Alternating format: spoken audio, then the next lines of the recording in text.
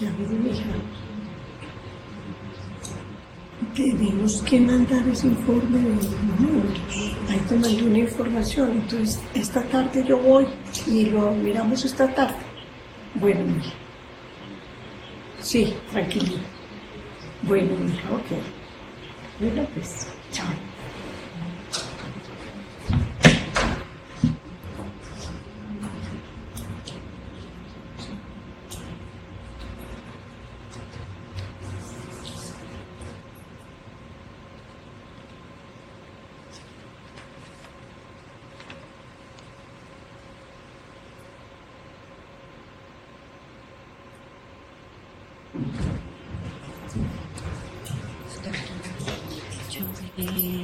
Pues me comuniqué por chat la semana pasada con Sara y preguntándole lo de Brasilia y que todavía no definen exactamente cuáles son los costos que van a asumir. Entonces yo estuve verificando, yo no envié la agenda, sino mandé el cronograma donde aparece agendado Brasilia del 20 al 23 de noviembre, pero no he mandado la agenda. Sí, entonces estaba esperando tener ya los datos como de costos para enviarla completo, pero todavía no definido. No sé si más haya recibido algo yo con... Aquí. Hola doctora, ¿cómo está? Sí, sí. El doctor se disculpa porque está en sala play. Entonces yo le... Yo todavía acompaño al doctor en ese caso que estamos en ese si él no viene, sin embargo, déjenme, si viene él o otro magistrado. Sí, de punto de vista, porque te quedas con el bien. Sí. Listo, estamos pendientes. Ok. Sorry.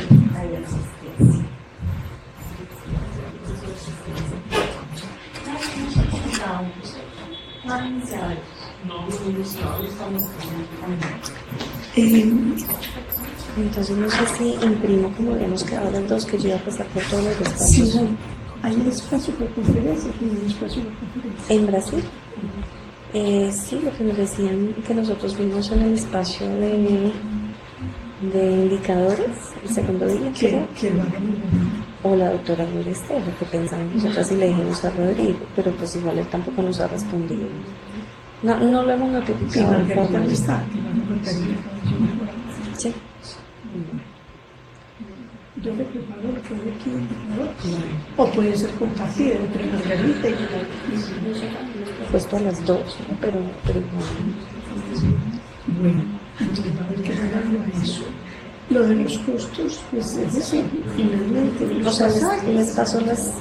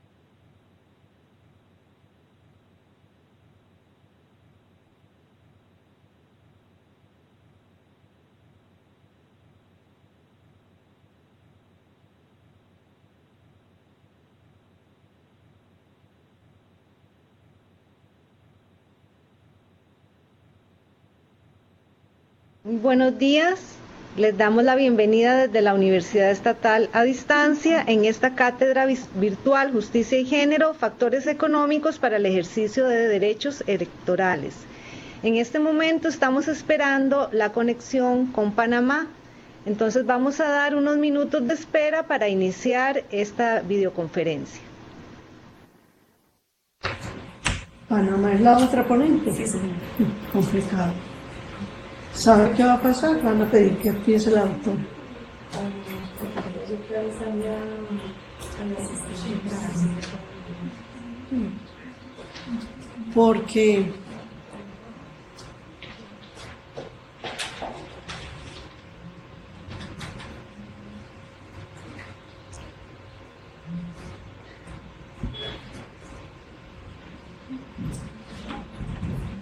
Soraya.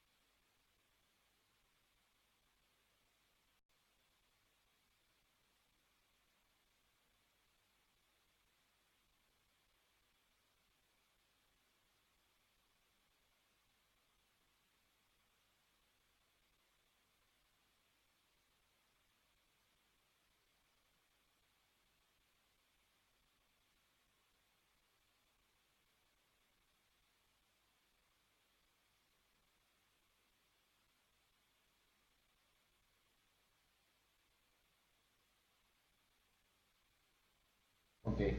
¿Listo?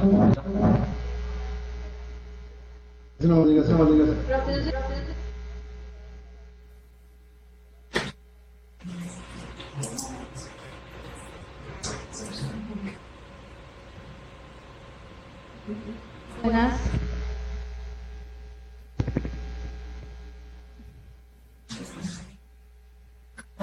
Buenas, es la María de Panamá. ¿Me escucha?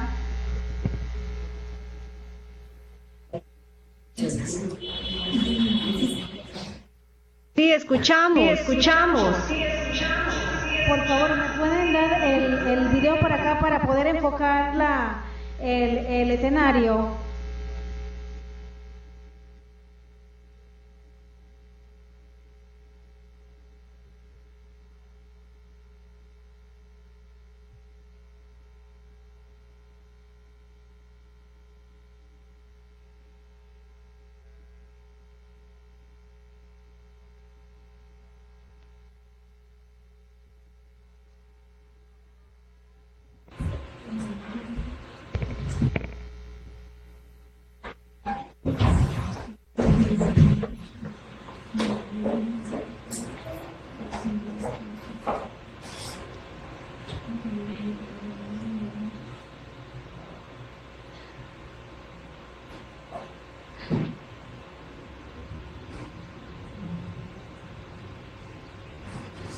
Ella no se escucha.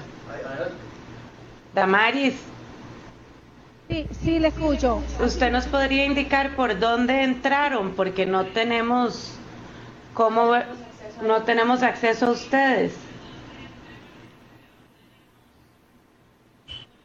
Si me hacen la llamada desde allá para agarrarla. Que hagan la... Sí. Voy a cerrar para que me hagan entonces la llamada. No, ¿a dónde llamaron ustedes? ¿Cuál es la IP por la cual hay que conectarse? Creo que termina en punto 41, porque el punto 45 no me daba. Ah, la 45 no le da. Pero entonces, ¿qué corte y qué llamamos? Que ellos corten y nosotros lo llamamos. Dígale que nos dicte otra vez la IP de ellos, por cualquier cosa. Que nos repita la IP de ellos. Damaris, ¿nos puede repetir la IP, por favor? Bueno, tendría que cerrar nuevamente porque no me sé todos los números. Sé que termina en 41. Sí, pero dice que la 45 no le entra. Pero me dijo que la 45 no le estaba entrando. Sí, que no se lo sabe. Es lo que acaba de decir.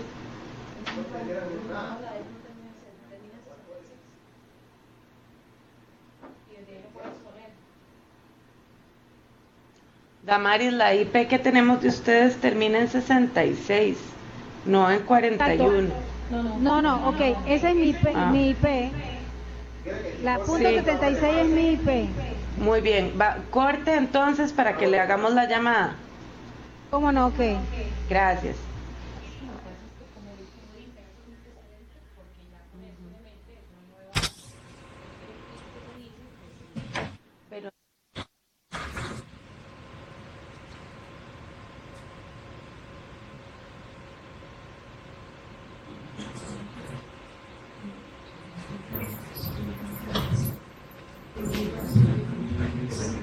¿Me escucha? Hay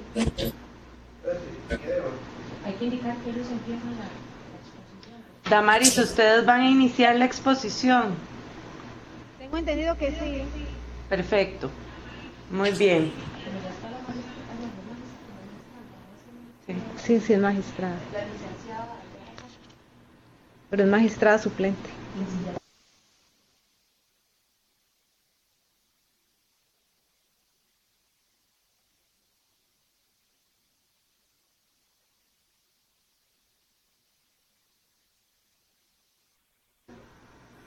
Damaris, ¿están listas? Denos 5 minutos, por favor. No podemos dar 5 minutos. Estamos demasiado retrasados con esta videoconferencia.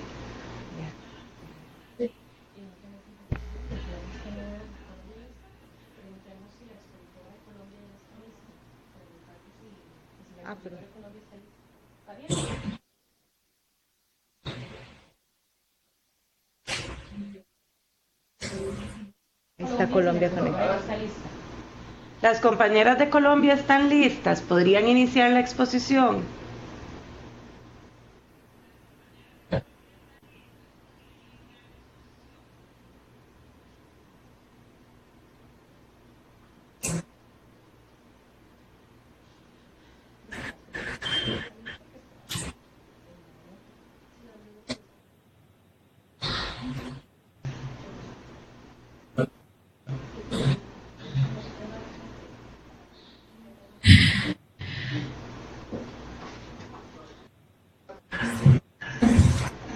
Buenos días, Colombia.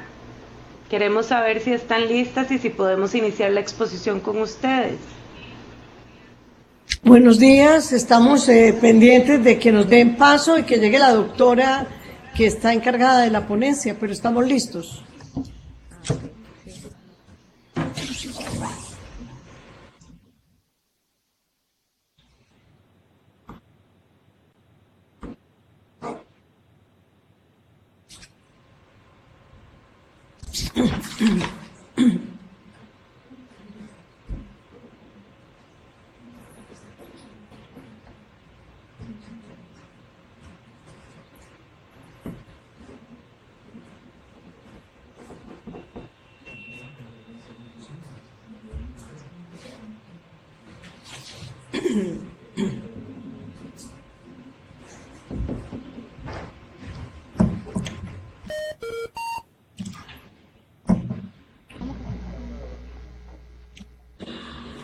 Cualquier cosa con eso. Sí, buenas.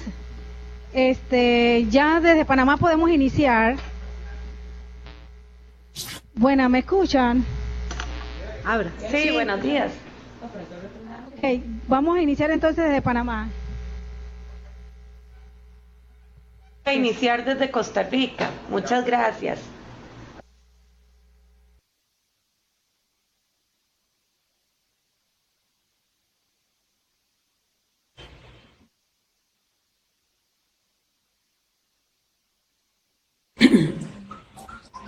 Sí, buenas. Nos avisan cuando ya iniciamos. Iniciar. Pero desde Costa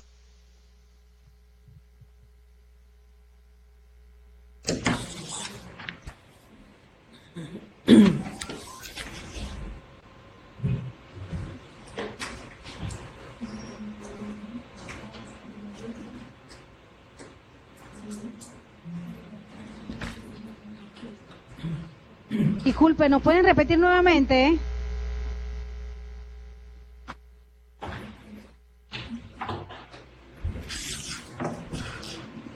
buenas. Buenas, Mayra. ¿Podemos iniciar desde Panamá?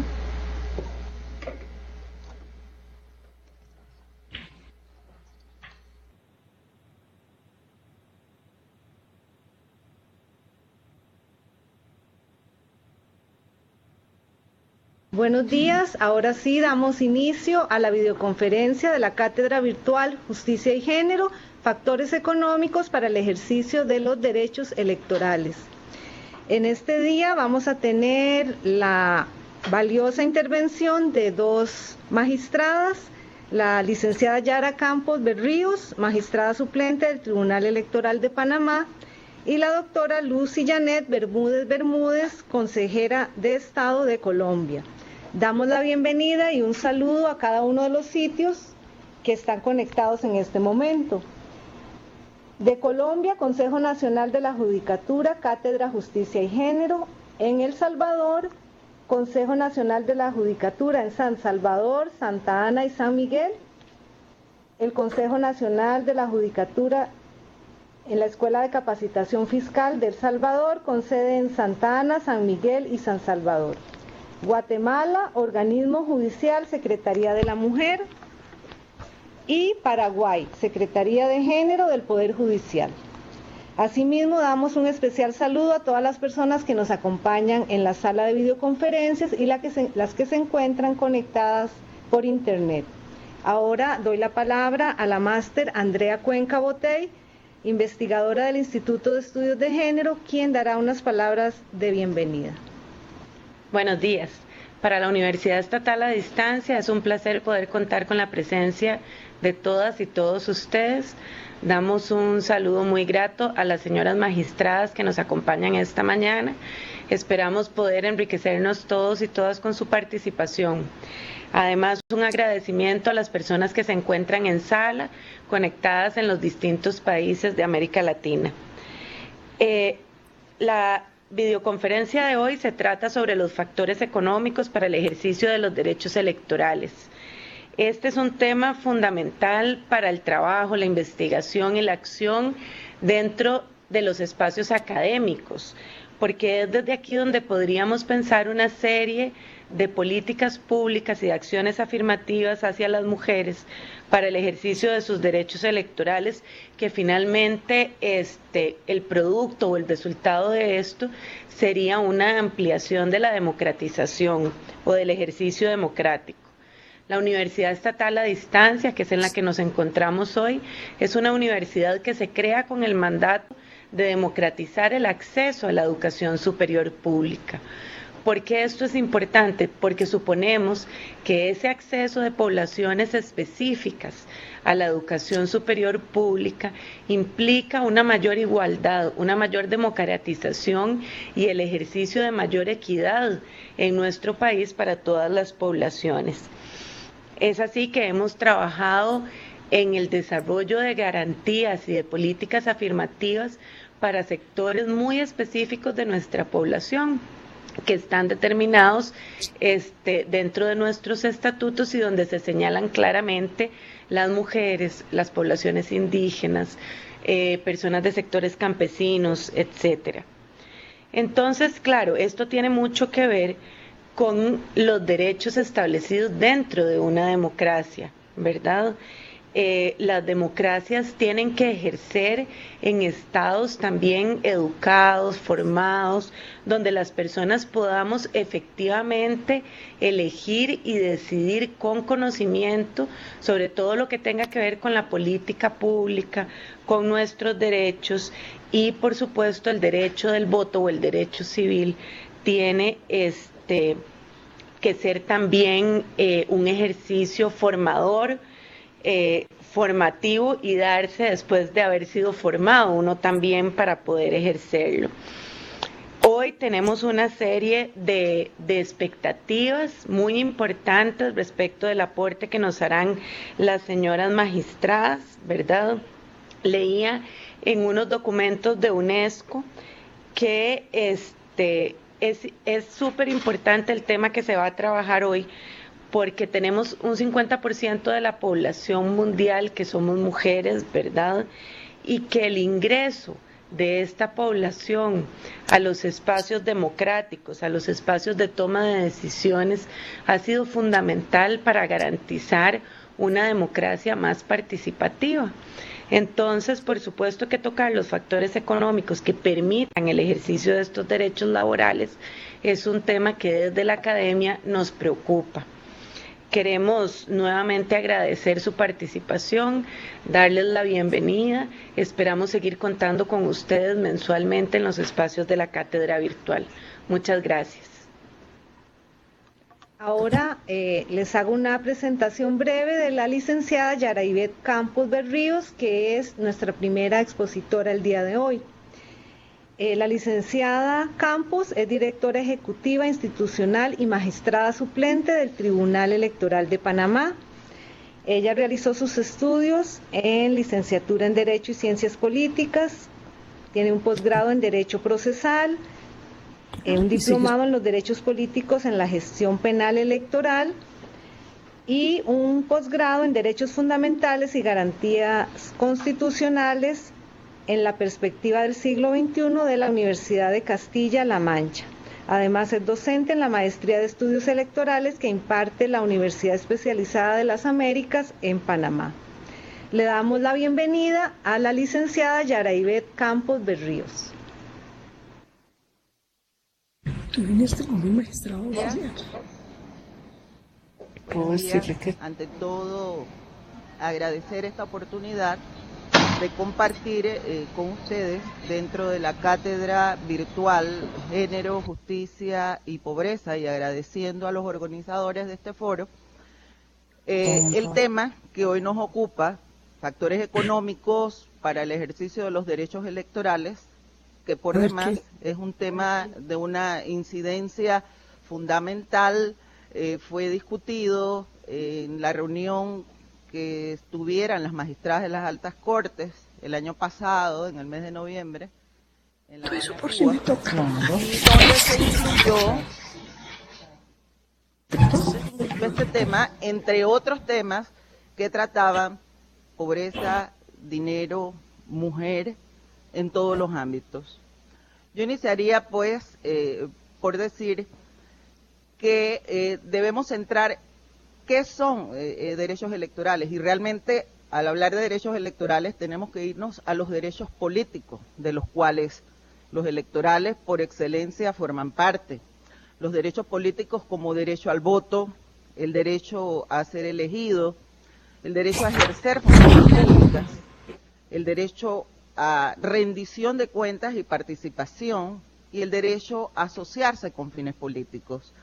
Realmente, desde el punto de vista electoral, me referiría al sufragio activo y al sufragio pasivo, el derecho a elegir y el derecho a ser elegido. Y el contexto que significa, o la importancia que tiene el factor económico que rodea esos dos derechos.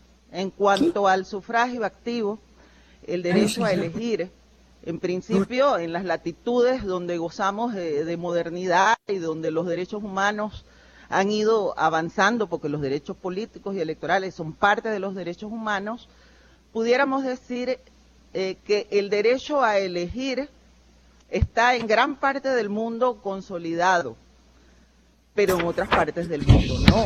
Depende de lo que el Estado y a través de sus instituciones puedan ofrecer a los individuos. Digamos, el derecho a elegir por parte de las mujeres en las circunscripciones latinoamericanas data de la década de los años 40. Acá en Panamá, en el año 1946, producto de la constitución política de ese año, se le da por primera vez acceso a la mujer al derecho de elegir. Y con anterioridad hubo algunos movimientos donde se le concedía, pero sujeto a ciertos parámetros. Tenía que tener determinada edad, tenía que tener una instrucción, una escolaridad, una academia, cosa que está violentando de por sí el derecho precisamente que le cabe al individuo y en este caso a la mujer de elegir. A partir del año 1946, pues se consolida ese derecho al voto. Celebramos este año 70 años de estar, y esto va rodeado también de otras condiciones necesarias para el derecho a elegir. Por ejemplo, la importancia de un padrón electoral confiable, bien organizado, que pueda incluir a mujeres y a hombres, que no haya ningún tipo de medida que le impida al individuo en un momento dado tener ese acceso a registrarse como ciudadano para poder participar con su voto en los procesos eleccionarios. Es importante también contar con un voto cercano, un voto domiciliario. En otras circunscripciones, en otros países, las urnas no se acercan a las residencias de las personas, lo que impide de alguna forma una participación efectiva. Y enfocado desde el punto de vista de la mujer, veríamos entonces que al momento de ir a ejercer su voto, si no cuenta con la facilidad de hacerlo en un recinto electoral cercano al lugar donde vive, ya hay un impedimento, ya hay algo que le impide ejercer ese derecho a plenitud. Porque tradicionalmente las mujeres a nivel mundial se ocupan del cuidado tanto de sus hijos como de los adultos mayores. Y el día de las elecciones, por ejemplo, acá en Panamá, vemos muchas de ellas con sus hijos en brazos, pero acompañadas de parientes o de vecinos que también ejercen ese derecho en el lugar de residencia. Normalmente los locales de votación son escuelas, y las escuelas están muy cercanas a donde viven, lo que les permite en un momento dado que ellas puedan ejercer el sufragio, mientras que alguna persona cercana a la familia o algún vecino pueda ocuparse del cuidado de su menor hijo. Son aspectos importantes dentro de esa capacidad que tenga, en este caso la mujer, para ir a ejercer su voto, pues contar con un padrón electoral confiable que pueda dársele la oportunidad de que ella pueda inscribirse en su localidad, y el voto domiciliario que le va a acercar esa urna a sus espacios. Hay países como Perú, Nicaragua, creo que Colombia todavía, que no cuentan con la facilidad de un voto con mucha cercanía a las localidades donde viven los ciudadanos y ciudadanas. En cuanto al derecho de ser elegida, bueno, creo que es el gran tema en muchos países. Se viene trabajando realmente por alcanzar una participación en igualdad de condiciones, porque las mujeres somos la mitad de la población y por ende no está completa la conformación de las asambleas, de las alcaldías, de la administración de los corregimientos, etcétera, si no hay autoridades electas que representen a esa otra mitad. ¿Y por qué es necesario? Porque hay muchos temas y no son los únicos. Una mujer puede ver y analizar cualquier tipo de tema económico, social, etcétera, pero hay temas que tradicionalmente corresponden y son tratados con mayor incidencia, con mayor conocimiento por las mujeres. Por ejemplo, los temas relacionados con la familia, con la salud. Por ende, en los parlamentos, en las asambleas, donde vemos que cuentan con esa mayoría o esa participación al 50% de las mujeres, tienen leyes más completas, leyes con más conocimiento, con más profundización. De allí la importancia de que así sea. Vemos, por ejemplo, dentro de los factores económicos, que los países nórdicos que cuentan hoy por hoy con la mayor participación de mujeres dentro de sus parlamentos, son países con un gran grado de desarrollo, y un gran grado de desarrollo en todos los aspectos y sobre todo en el aspecto de educación, que hoy por hoy es el aspecto central. Yo creo que es el eje transversal de cualquier tema en cualquier estado. La educación lo manda todo. Y hoy por hoy los niños y niñas de los países nórdicos van a escuelas libres, donde incluso a veces no hay ni calificaciones, donde se trabaja en base a proyectos, no a seguir la lectura específica de texto, se les prepara para ser ciudadanos y ciudadanas responsables y profesionales. Y esas cosas no ocurren por casualidad, esas cosas ocurren porque hay una ciudadanía compartida al 50% entre hombres y mujeres, que son los que conformamos la población mundial y los que tenemos que preocuparnos por todos los temas que involucran en la nación. ¿Qué factores inciden en la participación política de la mujer? El factor económico, la falta de recursos sería uno de los primeros factores. ¿Por qué? Porque las campañas electorales hoy por hoy a nivel mundial se basan precisamente en la propaganda electoral, se basan en la presencia que tengan en las televisoras, en las redes sociales, en las radios, y no nos podemos apartar de eso que es una realidad. Ya por lo general en nuestros países y sobre todo en Latinoamérica nos apartamos mucho de aquel discurso en las plazas donde los políticos se preparaban para llevarnos exactamente las ideologías, sus planes de gobierno, discutirlos al aire libre en presencia de ciudadanos y ciudadanas. Hoy por hoy, realmente la campaña electoral se basa en la presencia en los medios de televisión, en los promocionales que puedan tener en un momento dado, y para eso, no nos llamemos engaños, es necesario el dinero. ¿Que eso es el escenario ideal? Por supuesto que no, hay que buscar medios de controles y más adelante lo veremos, pero es necesario el recurso económico y por lo general la mujer no cuenta con ese recurso económico. Otro aspecto importante es que tradicionalmente la mujer, como ya lo mencioné con anterioridad, es la que se ocupa del cuidado de los niños y de los adultos mayores en el hogar. Obviamente, al tener que encargarse de este tipo de aspectos, tiene menos tiempo, tal vez, de dedicarse a otras actividades como lo es la política. Y no es verdad, tampoco lo es en nuestro medio, de que las mujeres no estén interesadas en participar en la política. Sí lo están.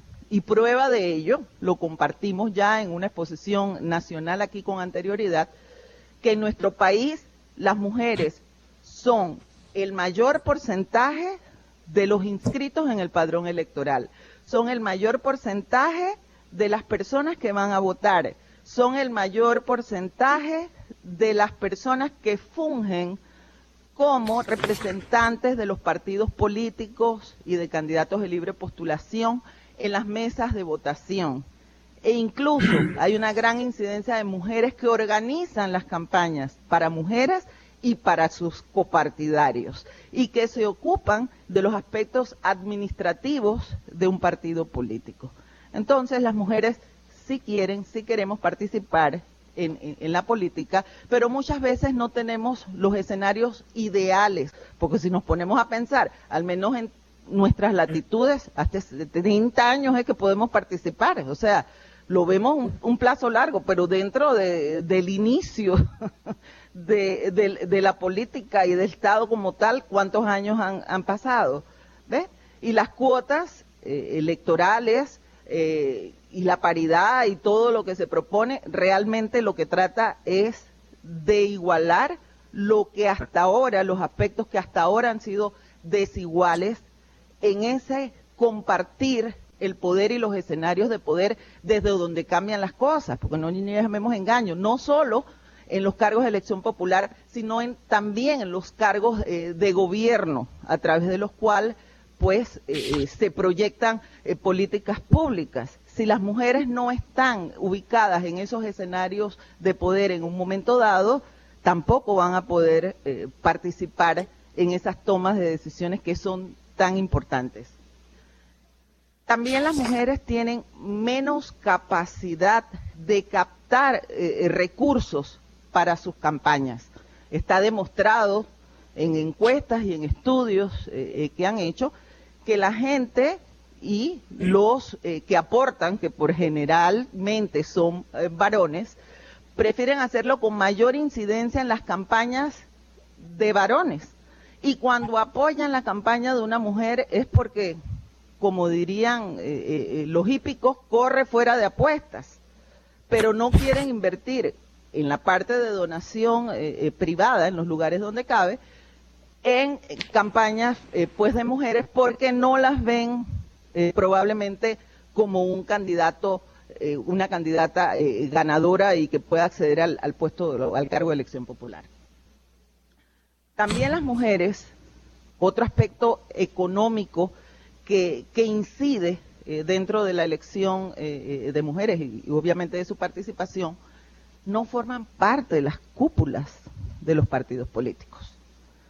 Entonces, si no están en ese escenario de poder donde se toman las decisiones, obviamente tampoco van a poder tomarlas ni tampoco van a poder incidir en una mayor participación de otras mujeres.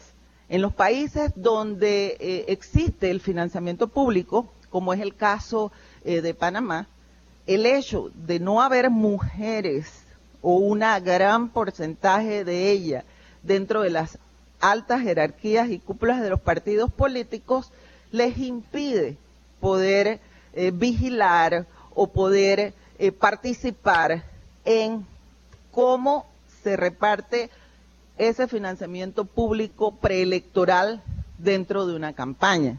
Entonces, esa es otra desventaja con las que cuentan las mismas. Y también tienen menos acceso a los medios de comunicación.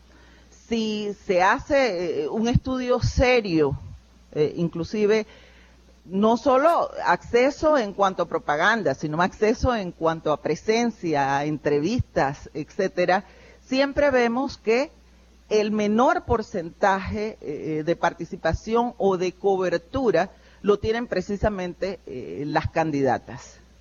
Y las que tienen mayor cobertura es porque tienen alguna característica que las acerca a algún medio, son comentaristas, son parte del mismo medio, etcétera, pero esa es la gran excepción, esa no es la generalidad. Por lo general están apartadas y están en un segundo lugar, lo que también resulta ser un aspecto económico que incide en la participación política ya a nivel de sufragio pasivo para efectos de candidatizarse. Otro aspecto importante relacionado con lo que ya hemos mencionado con anterioridad es el gran costo de las campañas electorales hoy por hoy a nivel mundial. Comento el caso Panamá, donde llevamos un registro de lo que son donaciones privadas, o sea, las que captan los candidatos a través de donantes. Y esas donaciones han ido en ascenso. Por ejemplo, el costo de la campaña electoral vista desde el punto de vista de las donaciones, que no es todo, por supuesto que hay otro filón que no podemos compartir o que los ciudadanos no llegan a conocer. En el año 2004 fue de 18.785.424.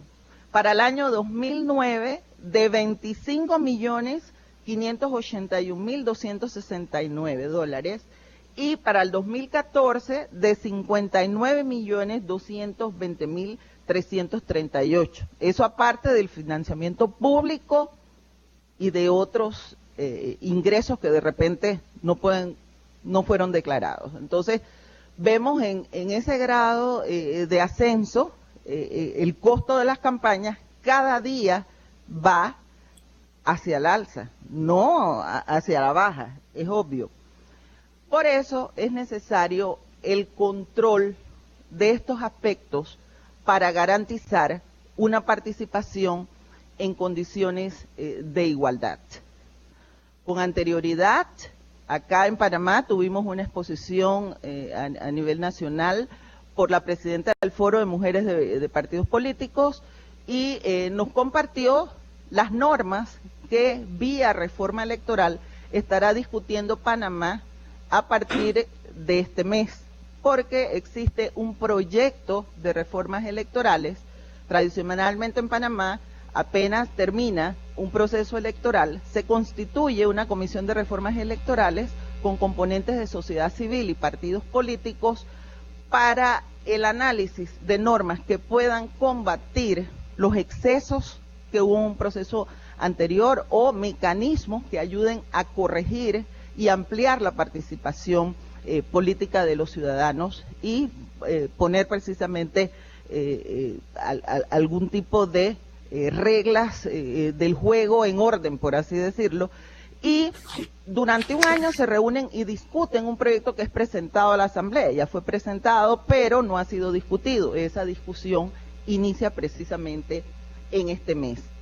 Y entre los aspectos importantes que pueden incidir en la participación política de la mujer, ya visto desde el punto de vista económico, encontramos que se está solicitando, se ha propuesto una norma donde las campañas electorales se financien solamente con financiamiento público que otorga el Estado. O sea, eliminar en la mayor parte posible lo que es el financiamiento privado.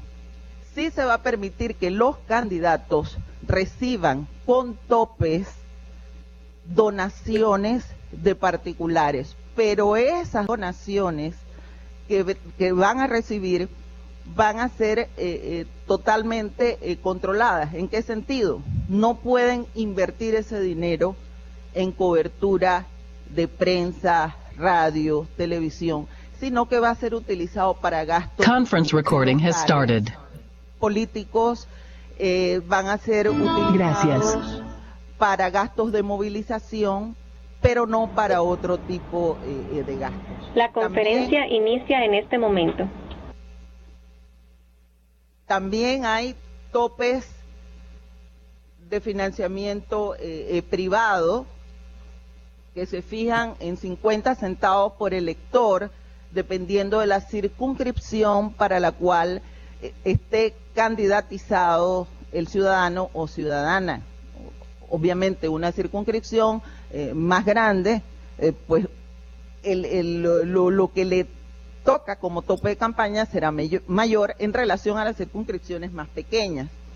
Igualmente se baja el porcentaje necesario para las firmas de adherencia a las candidaturas de libre postulación. Antes eran un 4%, se van a bajar a un 2% y se permite que los ciudadanos que se van a candidatizar por libre postulación en Panamá ya también lo puedan hacer en el Parlamento Centroamericano, como diputado del Parlamento Centroamericano, porque es una deuda que teníamos pendiente también con los candidatos y candidatas que no lo van a hacer a partir de un partido político, sino que lo van a hacer como una candidatura independiente.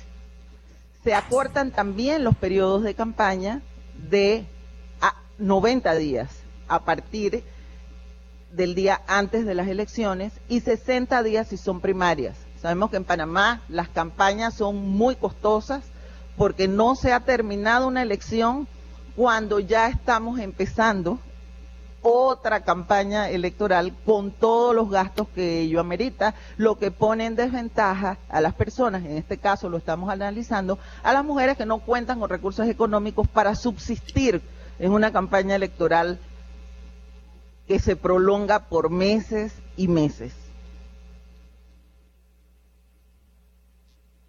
También se establecen topes para las donaciones de una sola persona en un 10%. de 1 al 10%. 1% en el caso de las presidenciales, 5% en el caso de los diputados y 10% en los representantes de corregimientos y alcaldes, que supone que del total de lo que pueden recibir, un solo donante no puede donar a la campaña presidencial más del 1% de ese total, o el 5% si es diputado, o el 10% si son para los otros cargos de elección popular. ¿Por qué? Porque esto de alguna manera controla que el candidato y la candidata no se sientan presos o comprometidos del todo con ese donante que le aportó fondos, ahora sabemos que no para publicidad, sino para gastos de movilización local, etcétera, sino que debe ser una materia pues controlada. Y va a haber sanciones también para los partidos y para los candidatos que se les comprueba que violaron los topes. Y las sanciones van para los partidos políticos desde el hecho de no recibir el financiamiento público que aporta el Estado, y para los candidatos del hecho de ser sancionados con multa y ser inhabilitados para el ejercicio del cargo. O sea que si resultaran electos no pudieran ejercer el cargo. Obviamente eso va de la mano con controles. Ese financiamiento privado que van a recibir, como ya mencioné, para gastos de movilización y otro tipo de gastos de este tipo, van a tener que ser depositados en cuentas en los bancos oficiales, ya sea Banco Nacional o Caja de Ahorro, y esas cuentas van a poder ser auditadas en cualquier momento por el Tribunal Electoral. Y aparte de ello, esas cuentas también van a ser informadas en la página web. O sea, se está tratando de, en esta oportunidad, darle acceso al ciudadano a que conozcan las donaciones que reciben los candidatos y partidos políticos. ¿Por qué? Porque es un tema hoy por hoy cerrado, porque a pesar de que podemos hablar de cifras de lo que se recibieron en donaciones privadas, no puede el ciudadano común saber quién le donó a quién y cuánto, porque la ley actual circunscribe esa información para manejo del Tribunal Electoral y compartirla a petición de las autoridades judiciales. O sea que aunque quisiera el organismo electoral compartir por transparencia esta información, está vedado por una norma legal. Eso es lo que se quiere reformar para que el ciudadano pueda saber quiénes donan y cuánto a qué campañas.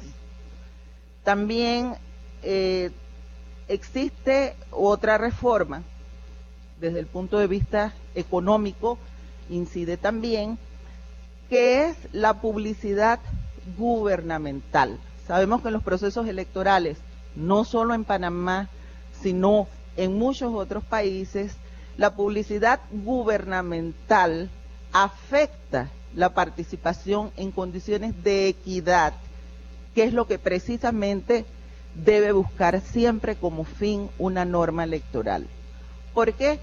Porque muchas veces esta publicidad gubernamental va disfrazada, va velada, con el hecho de potenciar la candidatura de personas que en un momento dado forman parte del gobierno, o personas que son cercanas y trabajan en gobierno porque son cercanas al partido político en poder.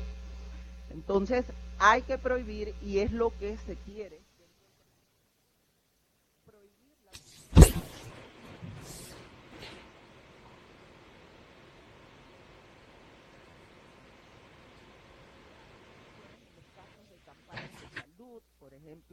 ahora que tuvimos el problema con la gripe, etcétera, pues ya sí habría excepciones para esa publicidad, porque se necesita masificar publicidad para efectos de salud, desastres naturales, etcétera.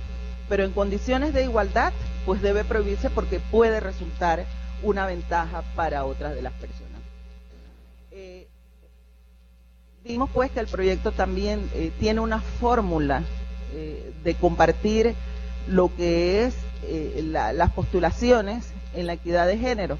Fue explicada con anterioridad. Obviamente estamos ahora en una conferencia internacional que no tuvo acceso a ese primer punto que desarrollamos en Panamá, pero se quiere entonces que tanto en las primarias como para cargos de elección popular se comparta al 50% la participación de la mujer. Por supuesto, con algunos matices, no es la fórmula ideal, porque no es mandatoria, sino es para efectos de que pueda elegir en un momento dado el ciudadano, pero es un paso importante.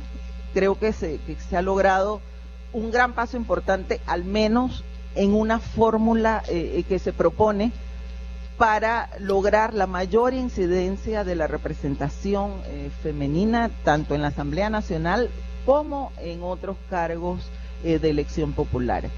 Y también dentro del financiamiento público,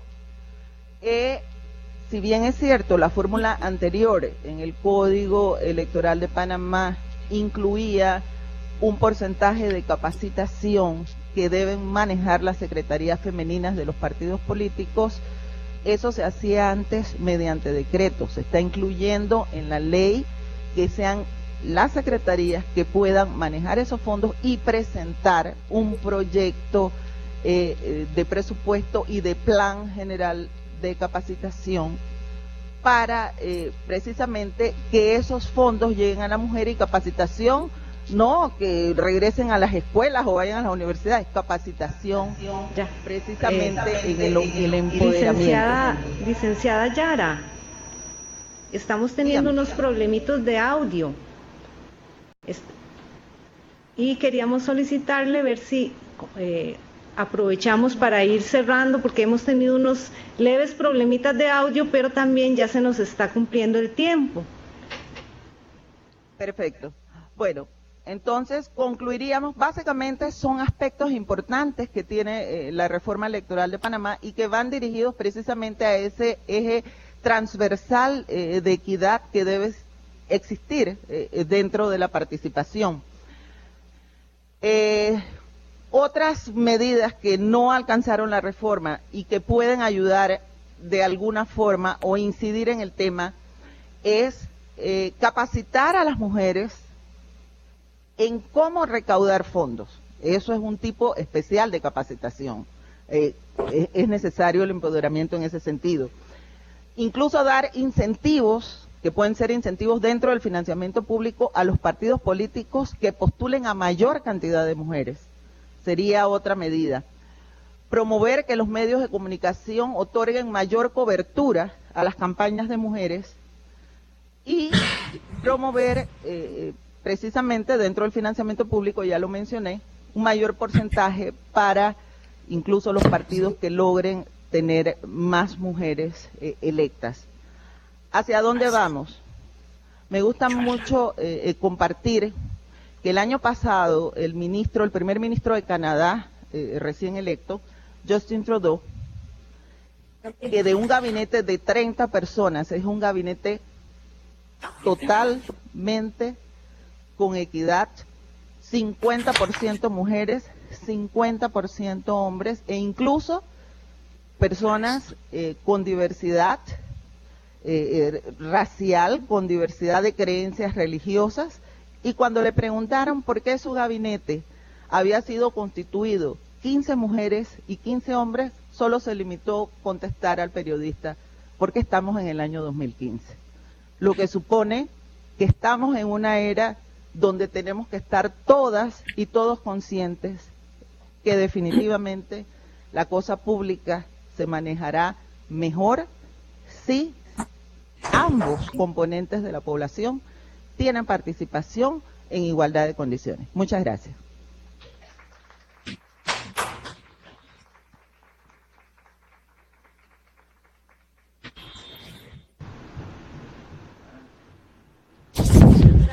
Licenciada Yara Campos, en su planteamiento nos hace un recorrido por diferentes países, nos plantea que tenemos los derechos políticos y dentro de estos los derechos electorales, que existe el sufragio activo y pasivo, en el que estamos las mujeres mayormente afectadas, principalmente en el derecho a ser elegidas, el sufragio pasivo. Luego de hacer este recorrido por todos los países, nos pone el ejemplo de los países nórdicos con una mayor participación femenina en todos los puestos de toma de decisión, y cómo el proceso educativo que se ha llevado a cabo en estos países se ve como un fruto de esta ciudadanía compartida, cómo es importante la educación en la formación de personas que con esta conciencia verdaderamente hacen efectiva una ciudadanía compartida. Luego nos hace un resumen de lo que sucede en su país, Panamá, muy interesante conocer, que creo que es una situación que se da en la mayoría de nuestros países, como aún habiendo mayor participación de mujeres, ¿verdad? En el sentido de que hay mayor cantidad de mujeres inscritas, mayor cantidad de mujeres que van a votar, mayor cantidad de mujeres que participan en la organización, logística y administración de las campañas políticas y de los procesos de elección. No somos las mujeres precisamente las que llegamos a los puestos de poder. Esta situación también la vemos aquí en Costa Rica. Nos plantea las labores y el análisis que se está realizando en Panamá, que ahorita tienen el proyecto de reformas electorales, que pretende realmente hacer un análisis profundo de los procesos anteriores, y que se está enfocando mucho en regular el financiamiento para tener una mayor transparencia. Queda muy claro en toda su exposición el cómo poder ser elegidas pasa por una parte de financiamiento y recursos económicos que no podemos negar. Las campañas políticas tienen un gran peso en todo lo que es la publicidad a través de los medios de comunicación masiva. El uso de estos medios tiene un alto costo. Bien nos plantea la licenciada Yara cómo quienes tienen acceso a estos recursos son en su mayoría hombres, las cúpulas de los partidos políticos están en manos de hombres. Entonces, a la hora de disponer de estos recursos, lógicamente, la población femenina que quiera accesar a partidos y a puestos se va a ver en desventaja. Ya para finalizar, nos habla, digamos, de otros campos donde hay que incidir, además de lo que está planteando este proyecto de reforma electoral, como es la capacitación a las mujeres para que puedan accesar a fondos, desarrollar en ellas habilidades y capacidades, y cómo también lograr que los medios de comunicación tengan medidas afirmativas que favorezcan la participación de las mujeres en partidos políticos y en sus campañas electorales. Entonces, agradecemos mucho todos los aportes de la licenciada Yara, y ahora vamos a pasar a conocer la ponencia de la doctora Lucy Janet Bermúdez. Ella es magistrada y presidenta de la sección quinta del Consejo de Estado, es abogada de la Universidad de la Gran Colombia de Bogotá, especializada en Derecho Penal y Criminología de la Universidad Santo Tomás de Bogotá. Se desempeñó también como juez de la República, funcionaria de la Procuraduría General de la Nación por 18 años, donde ocupó cargos de procuradora judicial ante los tribunales y jueces de la República y ante el Consejo Seccional de la Judicatura de Bogotá y Cundinamarca, procuradora delegada ante las secciones primera, segunda, tercera y quinta del Consejo de Estado y vicepresidenta de la Comisión Nacional y Control y Asuntos Electorales. Le damos la bienvenida a la doctora Lucy Janet Bermúdez. Muchas gracias. La doctora Lucy Janet debió retirarse a cumplir una actividad de extremada urgencia en la sala plena. Ella estuvo al inicio de la presentación de la doctora Yara. Mientras tanto, voy a iniciar yo con la lectura de su ponencia.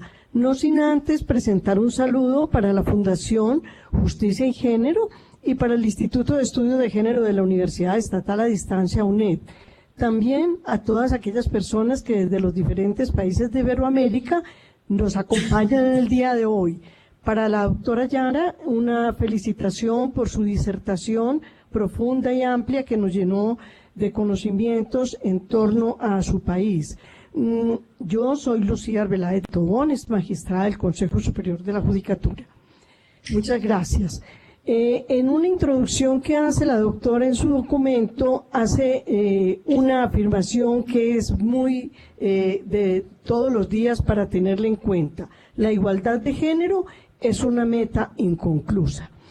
Y hoy las mujeres realmente tienen un mayor acceso a la educación y al trabajo, pero esto no significa que esa desigualdad histórica y estructural haya sido superada. Por el contrario, actualmente uno de los problemas para visibilizar esa desigualdad de género es que esta ya no está tan latente en el día a día, lo cual genera un sentimiento de igualdad que no permite en muchos casos evidenciar que la desigualdad no se ha eliminado, sino que se ha transformado, encontrando nuevas formas y mecanismos para mantener la disparidad entre hombres y mujeres. En efecto, es un hecho que las mujeres hemos conquistado nuevos espacios laborales, pero también es cierto que se sigue manteniendo la brecha salarial entre hombres y mujeres, y así lo demuestran las cifras. Muy bien, otro problema latente en la inclusión y desempeño laboral de las mujeres es la denominada doble jornada laboral, es decir, que las mujeres trabajan su horario laboral regular, pero además continúan siendo las encargadas de las labores del hogar, sin que exista un apoyo de sus parejas o sus familias, lo cual implica que se ha duplicado la carga. Igualmente, a pesar de que la inclusión de las mujeres en la fuerza laboral es notoria, los altos cargos continúan siendo un mundo predominantemente masculino. Ese fenómeno está llamado el techo de cristal, pues aunque aparentemente no habría razones para que las mujeres no puedan escalar las jerarquías laborales, existe un punto en el cual se encuentran con una limitación que no permite el ascenso, y así se evidencia en el Poder Judicial colombiano. En las estadísticas que tiene en este momento la Comisión Nacional de Género de la Rama Judicial del 2014, se observa cómo el 51% de los cargos de jueces están ocupados por mujeres, por lo que la equidad en este rango es visible. Sin embargo, conforme se va escalando la participación femenina, empieza a reducirse, de manera que en el cargo de magistrada de tribunal solo hay una participación del 37% y como magistrada de las 4 altas cortes del país, la representación alcanza un 27%. Mientras los cargos de poder público en que se toman las decisiones trascendentales de los estados sigan siendo manejados mayoritariamente por hombres, será difícil que algunas políticas públicas o decisiones institucionales tendientes a lograr la igualdad se tomen. Ello hace imperante la necesidad de buscar mecanismos que permitan una mayor participación de las mujeres en los altos cargos del Estado. En últimas, que el techo de cristal que mencioné antes se rompa. Se pretende entonces con esta disertación por parte de la doctora Lucy Janet mostrar cómo las medidas para garantizar una mayor participación en política de las mujeres en Colombia se han centrado en adoptar acciones positivas, estableciendo cuotas, lo cual en efecto ha logrado un aumento de la participación, más sería importante adoptar medidas en otros campos en los cuales la desigualdad se refuerza, como lo es el financiamiento de las campañas políticas lideradas por mujeres. Para desarrollar lo anterior, hace mención de los siguientes puntos. Primero, se va a referir a acciones positivas tendientes a buscar la mayor participación de las mujeres en el campo electoral. 2. Se referirá al sistema de financiamiento de campañas en Colombia y su impacto en el ejercicio de los derechos electorales. Y tercero, dará algunos ejemplos de medidas que se podrían adoptar en materia de financiamiento para mejorar la participación de las mujeres en los ámbitos democráticos. Referido el tema de las acciones positivas, empieza por afirmar que la doctrinante Lain Barreiro señala que las mujeres en la región alcanzaron el elemento pasivo de los derechos políticos, es decir, el derecho a elegir en las primeras décadas del siglo XX. Colombia fue uno de los últimos países latinoamericanos que permitió el ejercicio de ese derecho en el año 1957, cuando países como Uruguay y Brasil lo implementaron desde los años 50. Sin embargo, la posibilidad de elegir no implicó que la participación política de la mujer se acrecentara, pues si bien algunas mujeres empezaron a ocupar cargos en el sector público, la representatividad era mínima. Por ejemplo, se estima en promedio participación política entre las décadas de los 50 y los 70 era del 6.79 mujeres por cada 100 hombres. Para combatir esta baja participación en la región se consideró necesario implementar medidas que ayudaran a alcanzar una igualdad material, por lo que las acciones positivas, o mal llamadas discriminaciones positivas, se convirtieron en el mecanismo predilecto para intentar combatir los efectos de la desigualdad estructural contra las mujeres. Lo anterior ha conllevado a que sean excepcionales los países que no cuentan con algún mecanismo de acción positiva, siendo las leyes que imponen cuotas la herramienta que más se ha implementado en la región. En Colombia, por ejemplo, se da la Ley Estatutaria 581 de 2000, o Ley de Cuotas, que se creó con la finalidad de implementar mecanismos para que las autoridades, en cumplimiento de los mandatos constitucionales, le den a la mujer la adecuada y efectiva participación a que tiene derecho en todos los niveles de las ramas y órganos del poder público. Lo anterior se consigue estableciendo que el 30% de los cargos del nivel decisorio y de otros niveles deben estar ocupados por mujeres. Al respecto, la Corte Constitucional de Colombia, al revisar la constitucionalidad de esta norma, estableció: la cuota es sin duda una medida de acción afirmativa, de discriminación inversa, que pretende beneficiar a las mujeres como grupo para remediar la baja participación que hoy en día tienen los cargos directivos y de decisión del Estado. Esta cuota es de naturaleza rígida, pues lejos de constituir una simple meta a alcanzar, es una reserva imperativa de determinado porcentaje, aunque entendido como un mínimo y no como un máximo. Bueno, así se tiene.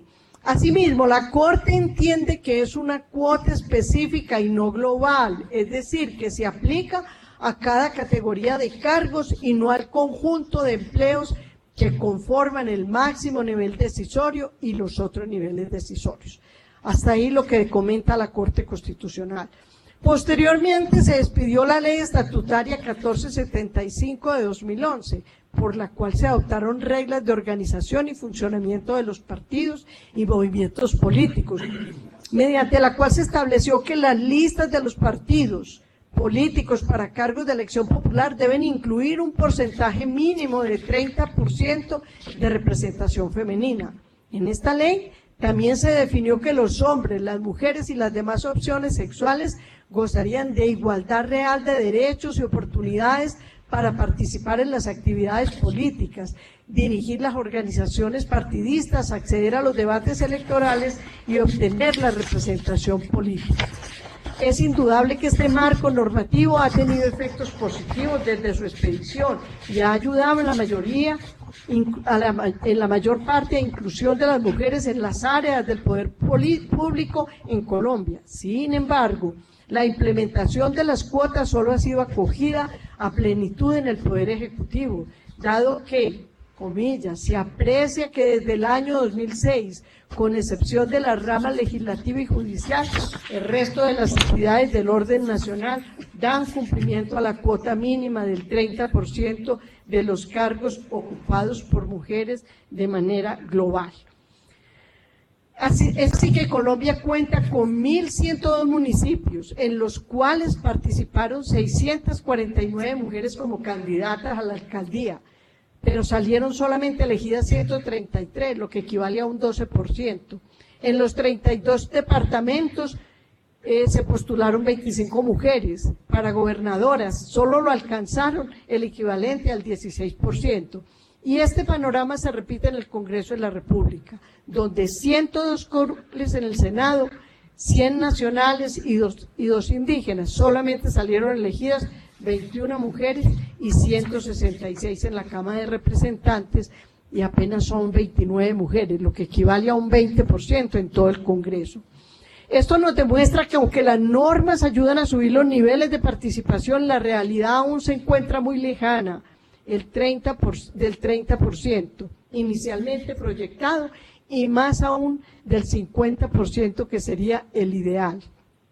El acto legislativo número 2 del año 2015 reformó el artículo 26 de la Constitución Política, y con ello considero que ya se dice que salvo los concursos regulados por la ley, la elección de los servidores públicos atribuida a corporaciones públicas deberá estar precedida por una convocatoria pública regulada por la ley, en la que se fijen requisitos y procedimientos que garanticen los principios de publicidad, transparencia, participación, equidad de género y criterios de mérito para su selección. Es decir, hay un avance sobre la ley de cuotas. Por ello considero que es necesario ahondar en otras razones que puedan estar impidiendo el acceso a este tipo de cargos y combatir las causas. Una de esas limitaciones para el acceso a los cargos públicos de elección popular es el alto costo de las campañas, lo cual puede poner en desventaja a las mujeres a la hora de entrar a competir en el juego democrático. Es así como el autor Daniel Sobato expone cómo en los últimos años las campañas electorales han dado que necesitan inversiones considerables en mercadotecnia, encuesta o focus groups. A continuación, se hará entonces un recuento de la manera en que se financian las campañas políticas con la finalidad de determinar si es posible tomar medidas en este campo que contribuyan en la equidad de la representación de las mujeres.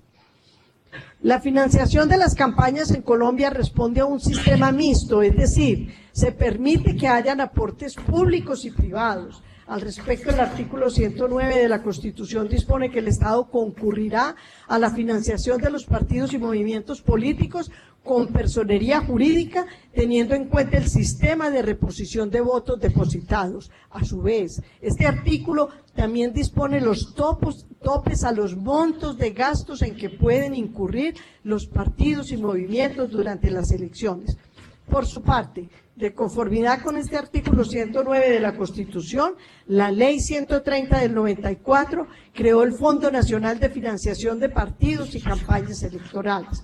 Y cuando viene la aprobación de la Ley 1475 de 2011, por la cual se regula la financiación para el funcionamiento de los partidos y movimientos políticos y la financiación de las campañas electorales. Esta última ley establece que la financiación pública se da de dos maneras, una directa y otra indirecta. La directa se da para el funcionamiento de los partidos o movimientos políticos y también para la realización de las campañas políticas.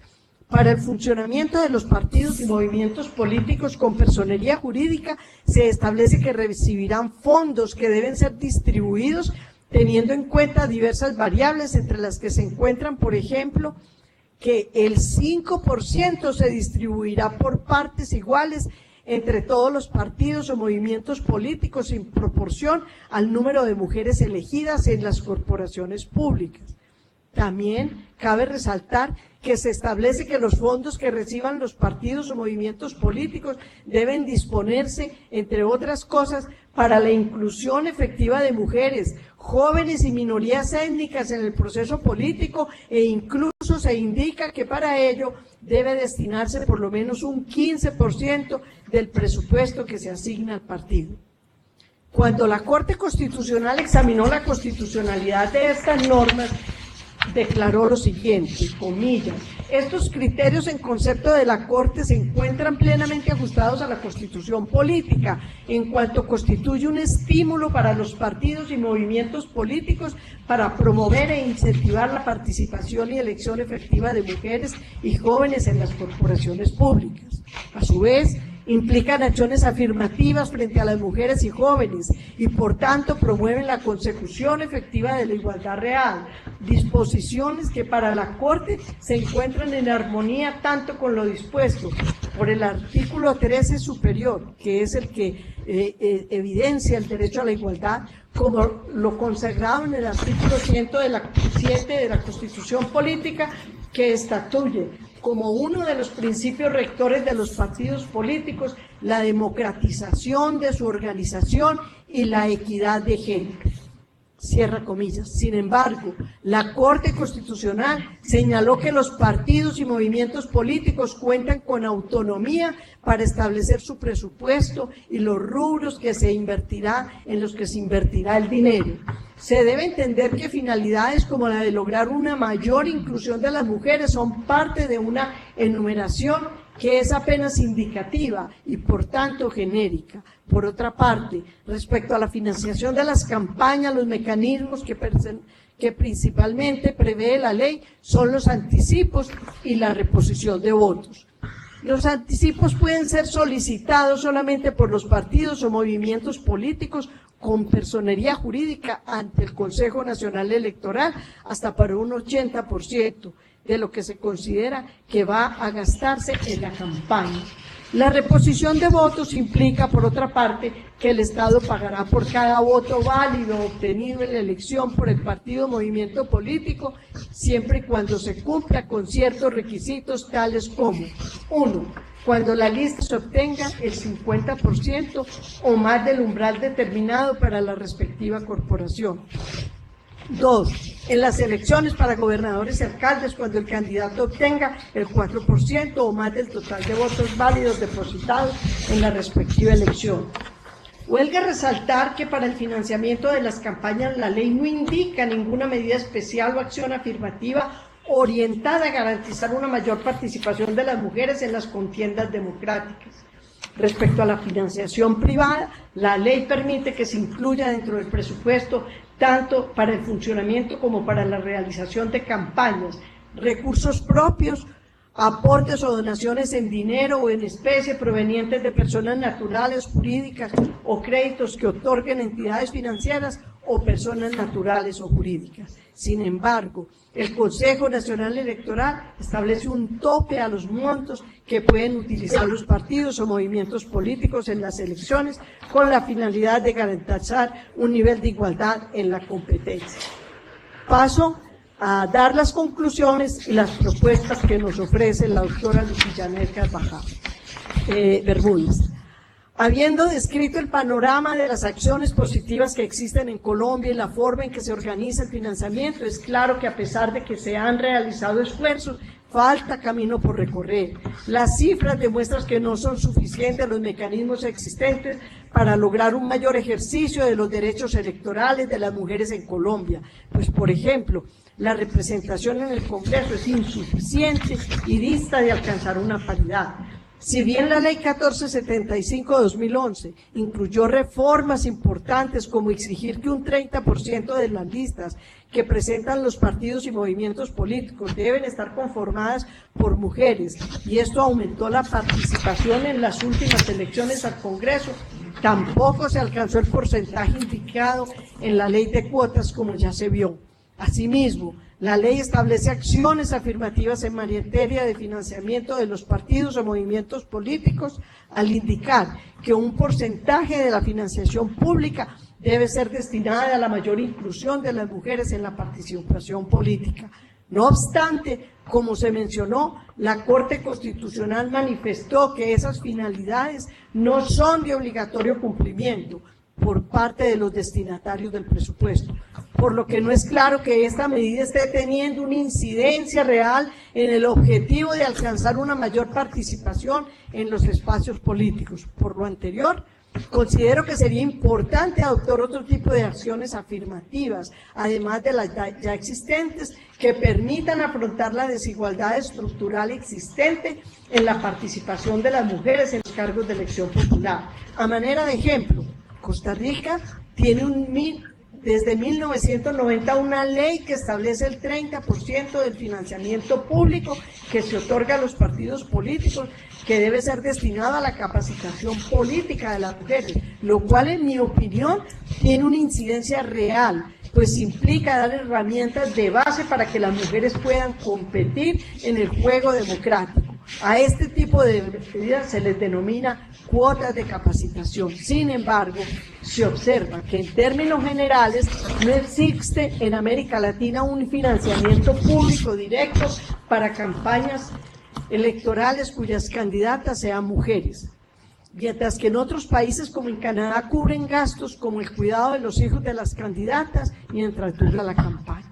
De manera que estimo que sería importante idear mecanismos de financiamiento directo dirigidos a las necesidades propias de las mujeres, que les permita competir en igualdad de condiciones en las elecciones, pues es solo atacando los problemas estructurales que algún día podemos tener una verdadera representatividad en los espacios democráticos que nos permitan no solo romper el techo de cristal, sino además ser partícipes de las decisiones estatales que influyen en nuestro ejercicio de los derechos como verdaderas ciudadanas. Al final solo diré que lo que sí existe sin ninguna duda es conciencia sobre esta desigualdad infinita, deseos de luchar por alcanzar el objetivo, mujeres emprendedoras empleadas a fondo en esta empresa, hombres conscientes que reconocen la diferencia y que se enriquecen con ella. Pero otra vez, sumados todos, no somos la mayoría. Y este clamor no es mío, no soy yo, ni somos las colombianas, ni las latinoamericanas. Somos las mujeres del mundo clamando por el respeto a un derecho legal, constitucional, internacional, un derecho del todo natural, la igualdad que aunque se acerca, aún nos es esquiva. Muchas gracias.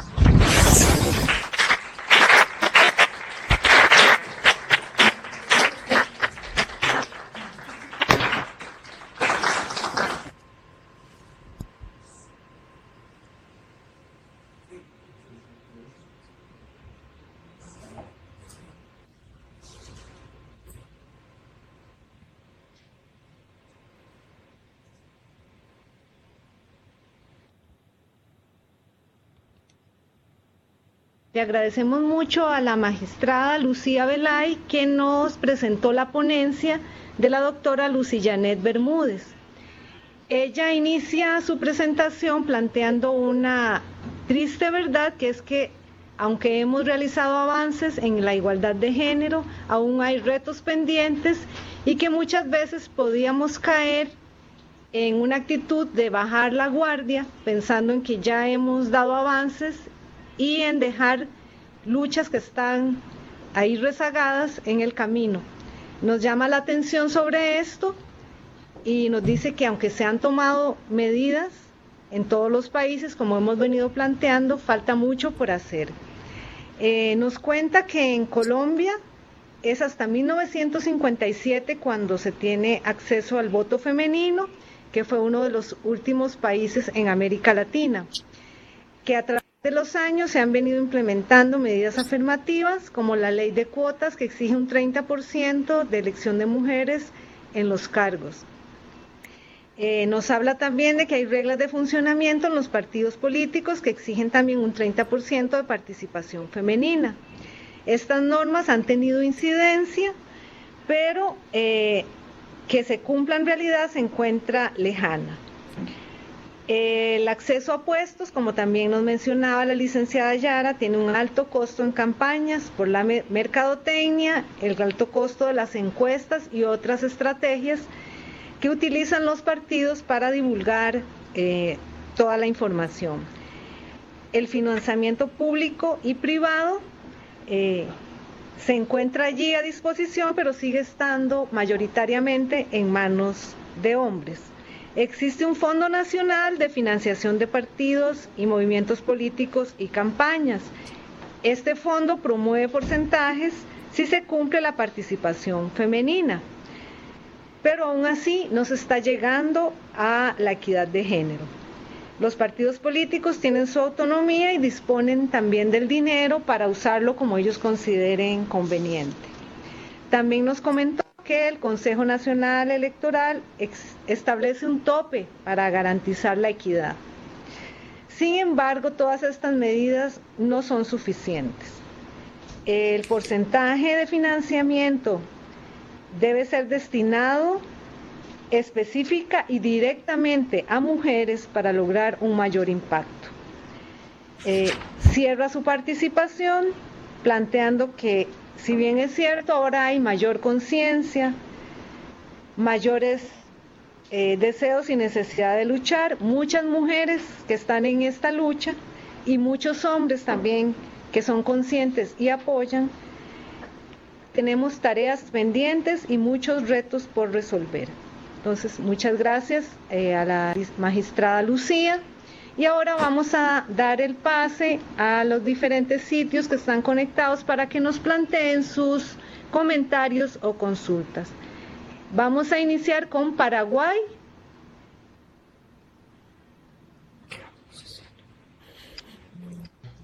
Hola, buenos días, ¿me escuchan?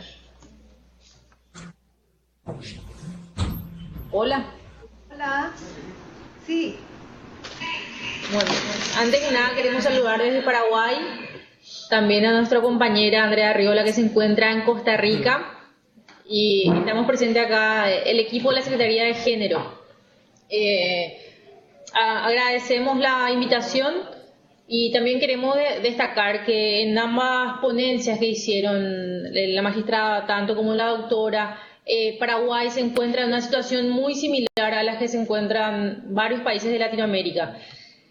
Actualmente, en las últimas elecciones que hubo en el país, las mujeres que se presentaron para la intendencia, o sea, contamos con 250 municipios y solamente 26 mujeres fueron electas para la intendencia, que sería el 10% de la participación, muy baja. Así también en cuanto a las magistradas que se encuentran liderando en el país, solamente contamos con 60 y teniendo 116 magistrados. En juezas sí hay un número similar al de jueces, pero sí siempre cuando las mujeres lideran o hay mayor participación es en los cargos más bajos, no así en los altos cargos. Como es sabido, en el Poder Judicial contamos con 9 ministros, de los cuales solamente 3 son mujeres. Y ojalá podamos seguir creciendo y aumentar ese número. Y como Secretaría de Género tenemos esa misión, seguir con la transversalización de las perspectivas de género, tanto de esta institución como en las demás instituciones, para que podamos seguir creciendo y empoderar a las mujeres e incentivar a que ellas se sigan postulando y también tengan mayor poder de decisión y de participación en el país. No sé si la compañera o algún compañero quiere acotar algo. Bueno, eso es todo. Muchas gracias desde Paraguay.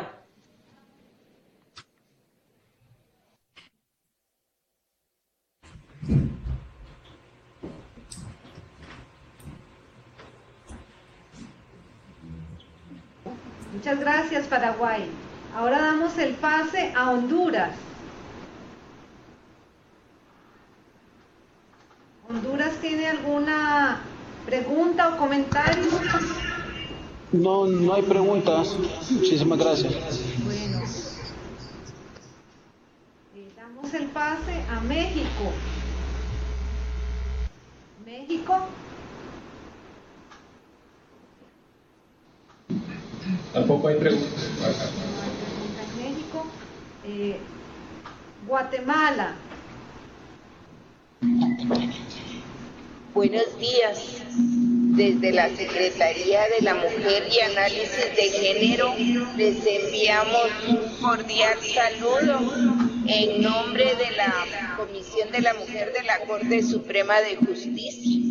Quiero compartirles que en esta oportunidad nos acompaña en la mesa una delegada de la Secretaría Presidencial de la Mujer, que es el mecanismo de la mujer al más alto nivel del Estado, y también nos acompaña la jueza Miriam Urbina, que es jueza de primera instancia de económico coactivo, quien va a ser quien les formule las preguntas que han surgido, luego de felicitarles porque ha sido una participación sumamente interesante, estrategias que se han usado en otros países para potenciar la participación de las mujeres, que sigue siendo como una deuda pendiente del mundo para con las mujeres, porque aún en países con niveles de desarrollo, pues la participación política se sigue viendo que es sumamente baja.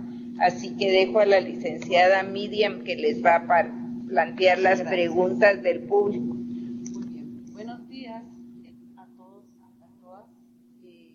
La pregunta es para la doctora Bermúdez. Escucha. En la ley de cuotas, ¿cómo se maneja la alternabilidad en el Estado entre mujeres y hombres de los listados electorales? Así también, ¿cómo se regula el financiamiento de las campañas femeninas? Y las estrategias que se han usado para conseguir el financiamiento para estas campañas. Esas son las preguntas. Gracias, en nombre de Guatemala. Muchas gracias. Ahora damos el pase a Bolivia. Hola, Bolivia no tiene ninguna consulta. Muy bien, Bolivia. Gracias. Ahora vamos a El Salvador, Escuela de Capacitación Fiscal en San Salvador.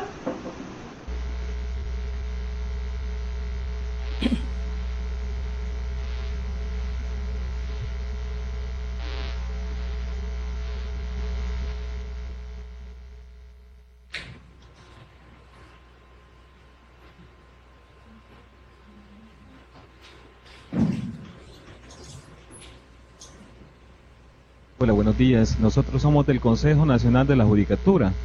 Es que nos tienen enfocado acá y tenemos una pregunta. Muy buenos días, darle las gracias a las ponentes de esta cátedra virtual. Adelante. La única consulta sería para Panamá. Sí, así como Colombia y también El Salvador tenemos una cuota para las mujeres. Si nos pudieran compartir si en Panamá tienen alguna ley que regule ese aspecto. Solamente esa pregunta tenemos. Santa Ana y San Miguel no tienen preguntas. Gracias. Gracias, El Salvador. Entonces, ahora vamos a pasar a Panamá con la licenciada Yara. También para ver si tienen preguntas en Panamá y si no, para que dé la respuesta a las consultas planteadas.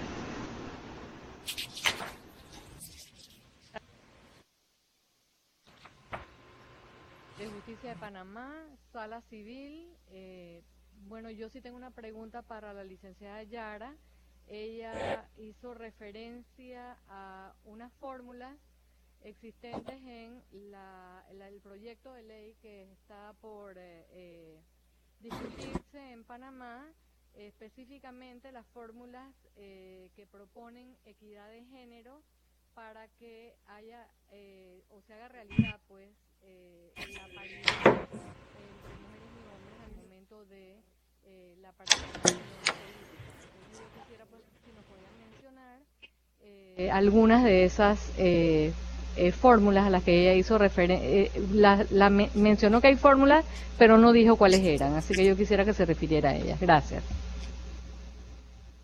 Sí, yo iniciaría por aclarar que me referí al proyecto de reformas electorales, pero en la ley electoral en la actualidad en Panamá estipula un 30% de participación de las mujeres hasta las primarias.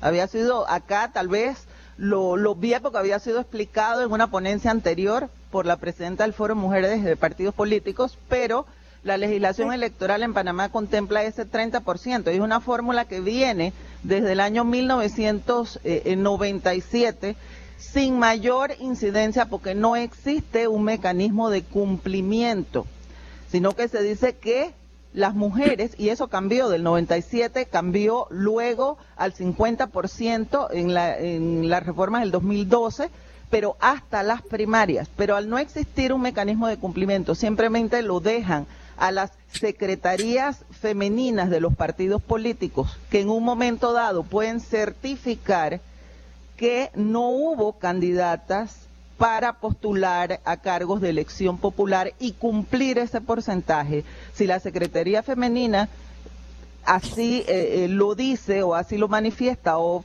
firma las postulaciones, nosotros las hacemos de manera electrónica, da esa declaración, pues la cuota pasa. Y muchas veces, pues las secretarías femeninas no están en condiciones porque pueden sentirse de alguna forma decir, no existen candidatas, pero es que no existen tampoco los escenarios y los recursos para que puedan incidir mayormente en dichas candidaturas. Entonces, hasta ahora, ese porcentaje, si bien es cierto, sí ha ayudado muchísimo, por ejemplo, los grupos de mujeres que se activan a favor de la participación política de las mujeres, el Foro de Mujeres de Partidos Políticos y otras asociaciones, parlamentarias, etcétera, han hecho un trabajo específico durante los últimos años, lo que ha logrado, por ejemplo, que desde las elecciones del año 2009, que hubo 6 de 71 diputados, o sea, 6 mujeres de 71, para estas elecciones pasadas, el 2014, aumentó ese porcentaje a un 18.6%, cuando a nivel, por ejemplo, de las diputadas eligieron 13 de 71, o sea, ya casi el doble de lo anterior, pero ha sido una incidencia a través de grupos, de apoyos, etcétera, pero no porque la legislación haya dado la solución. Asimismo, también crecieron creció el porcentaje de electas a cargos de elección popular, tanto en las alcaldías como en los representantes de corregimiento, pero no es el escenario ideal. Por eso, en la propuesta de reforma se quiere o se ha apostado a una fórmula. Esta propuesta de reforma, como dije, en la Comisión de Reformas Electorales, que concibe un proyecto que luego es discutido en Asamblea, va a iniciar su discusión en este momento, pues con la participación de componentes de la sociedad civil, partidos políticos y grupos de mujeres interesadas. Por ejemplo, el Foro de Mujeres de Partidos Políticos, que tuvo una participación muy activa, se ha concebido una fórmula para ser discutida, y la fórmula es que en las elecciones primarias existan 2 listados, en las elecciones primarias de los partidos políticos internos existan 2 listados y que puedan votar por un hombre y por una mujer de ese listado, o sea, para lograr que escojan y que luego se puedan ubicar para efectos de postulación en el orden en que fueron pues electos en esas elecciones primarias. Entonces, la propuesta de equidad se aplicará en tanto en los circuitos ya para efectos de cargos de elección popular, en los circuitos uninominales, o sea, donde se escoge, por ejemplo, un solo diputado o diputada, sea si el principal es una mujer, el suplente debe ser un varón, o viceversa. Si el principal es varón, la suplente debe ser una mujer. Y en los circuitos plurinominales se va a alternar, va a ser una lista alterna donde exista la primera en función del género. Si el mayor puntaje en las primarias lo tuvo una mujer, ella encabezará la lista y posteriormente el segundo candidato será varón, y así sucesivamente si fuese al revés. O sea, es la fórmula que se quiere para poder que se apruebe en la Asamblea y sea la que pueda ser utilizada para las elecciones del 2019. En cuanto a financiamiento de campañas per se, no tenemos en la actualidad nosotros una norma que así lo indique. Sí hay financiamiento para la capacitación, que en la actualidad en el Código Electoral, sin reforma, constituye un 10% del 50% del porcentaje que se le da a capacitación del financiamiento público postelectoral. O sea que la mitad del financiamiento público postelectoral es para capacitación, y de ese 50%, un 10% es para la capacitación de la mujer. Esos porcentajes también se mantienen dentro de la propuesta de reforma, más sin embargo, lo que era a través de una reglamentación de que sean las secretarías femeninas de las mujeres las que lo manejen, pues se está tratando de incluir en una ley, porque sabemos que realmente existe la facultad de interpretación por parte de los magistrados del organismo electoral, de la ley electoral, más no de creación. Por eso es importante que esa norma esté realmente incluida dentro de la ley para que sea respetada, desarrollada y reglamentada.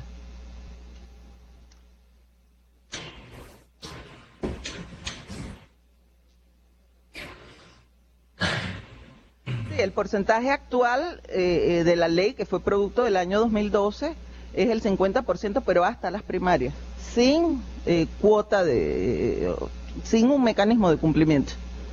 Cosa que obviamente hace ineficaz, por así decirlo, esa cuota a favor pues de las candidaturas de las mujeres. De allí que la reforma electoral no solo va dirigida a aumentar las posibilidades de candidaturas de mujeres, sino a incidir también en la parte del financiamiento, en la parte de recursos económicos, de lo cual ha tratado en la mañana de hoy la ponencia y la participación, porque es un factor que incide directamente en la posibilidad de que la mujer pueda competir en condiciones de igualdad, que es el eje de equidad, que es un eje transversal a toda participación política y que debe regir pues a través de toda la legislación.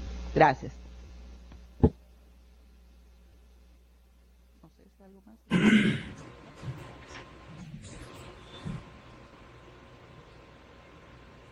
Muchas gracias, licenciada Yara. Ahora le vamos a dar el pase a la magistrada Lucía por si ella quiere hacer referencia a los comentarios y consultas que realizaron las personas que los plantearon.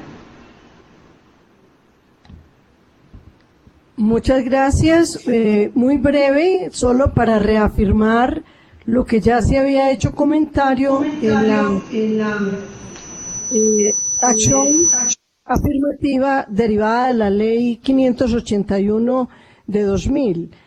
¿Cómo funciona ese 30%? Pues siempre se aplica, en especial cuando hay listas de candidatos. Quiero referirme, por ejemplo, al tema, Colombia tiene una mayoría en el tema de los funcionarios que se encuentran en carrera judicial.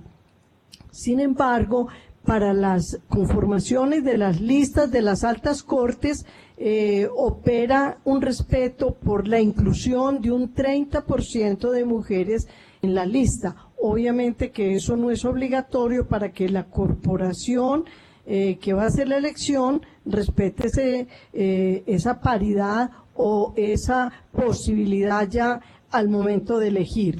Yo creo, y cuando ya vino la reforma con la ley 1475 del 2011, pues ahí se deja un porcentaje y se le define que ese 15% del presupuesto que se asigna al partido es precisamente para lograr una inclusión efectiva de mujeres, jóvenes y minorías étnicas en ese proceso político. Pero como ya lo narramos, todo esto tiene sus vaivenes, sus bemoles y sus manejos. Sin embargo, considero que es muy importante referirme a un aspecto que hizo la doctora Yara, y es al aspecto de la capacitación. Yo creo que Colombia en este momento está manejando en el poder ejecutivo, se tiene una consejería presidencial para la equidad de género y se está incidiendo mucho en dar posibilidad de entendimiento a toda esta temática que fue abordada en el día de hoy. También en el Congreso, con la bancada de mujeres que se han movido, porque desde allá es donde se tiene que dar un paso fuerte a esto. Y desde la rama judicial, yo creo que la Comisión Nacional de Género, que viene siendo liderada por los magistrados y las magistradas de las altas cortes, donde también comparte de una manera muy especial el Consejo de Estado, con su sección electoral, yo creo que ha mostrado en las diferentes regiones del país cómo es importante que se entienda esto para que se puedan verdaderamente dar avances en ese logro por el derecho a la igualdad que hemos venido hablando en la mañana de hoy. Gracias.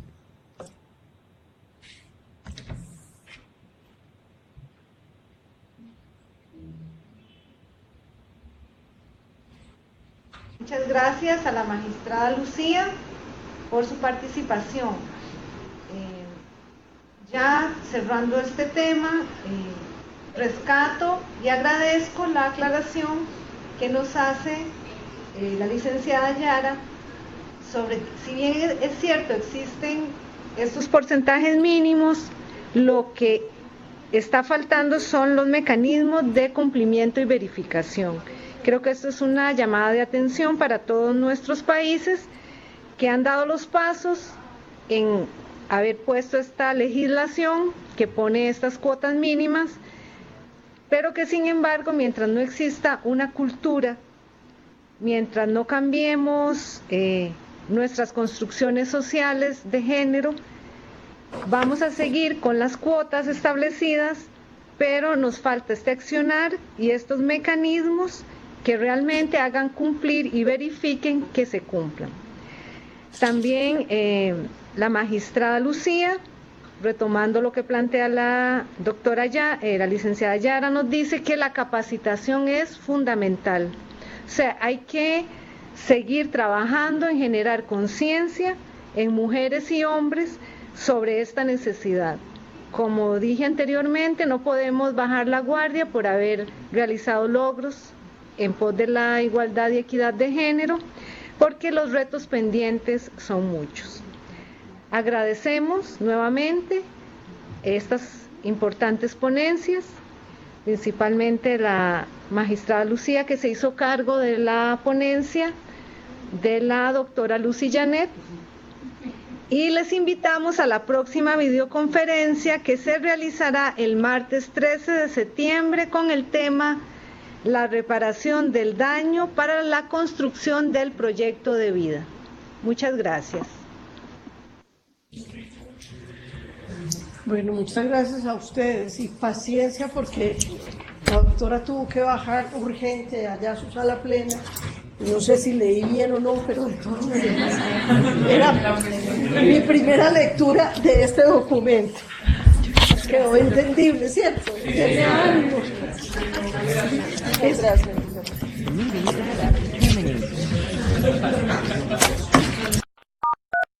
Gracias. Doctora Lucía, gracias. Usted es una princesa.